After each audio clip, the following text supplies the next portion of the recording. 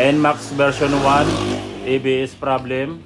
NMAX version 2, ABS problem. NMAX version 2, ABS problem. So yung dalawang NMAX version 2, galing sila sa Baguio. Si sir, galing sila sa Baguio, bumaba sa Lingayen para ipa-check yung kanilang ABS. Yung ABS nila pare ano?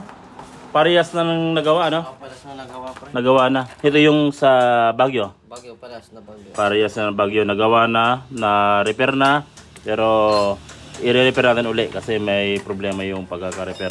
Kasi ito naman, ito rin yung sa Baguio pre. Oh, bagyo. Na-repair na. Oh, paras na. Parehas na repair. So ito, NMAX version 2 from Baguio, na-repair na. Ito from Baguio, na-repair na rin. Yung wiring nyo, medyo ano. Tapos itong NMAX version 1, yun yung ginawa natin. Yung natapos na natin.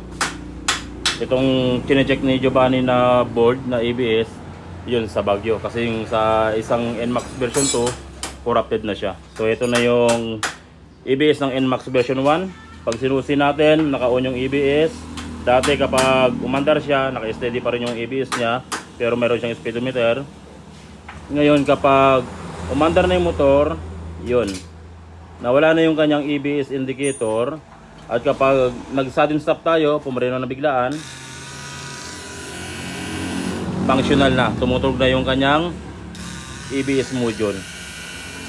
So itong rotor na ito mga katropa, yung tumutunog na yan, siya yung nagpapump ng lever. Para kapag nabigla ka ng preno, pumisil ka ng biglaan, ang gagawin ni ABS, i-release niya yung preno para hindi ka sumimplang. Siya yung nagkokontrol ng preno.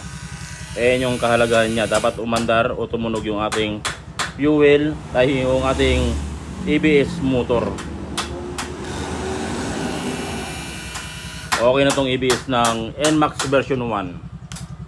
So ang use solve na lang natin dito ay yung dalawang NMAX version 2 na galing sa Baguio. Kung sakaling may problema kayo mga katropa sa ABS, pwede kayo magsadya dito sa amin sa Jad Allen Motorcycle Electrical Shop, Lingayen, Pangasinan. Iiwan ko na lang yung contact number sa taas ng ating video description para kung sakaling meron kayong tanong regarding sa inyong ABS, pwede nyo akong kontakin.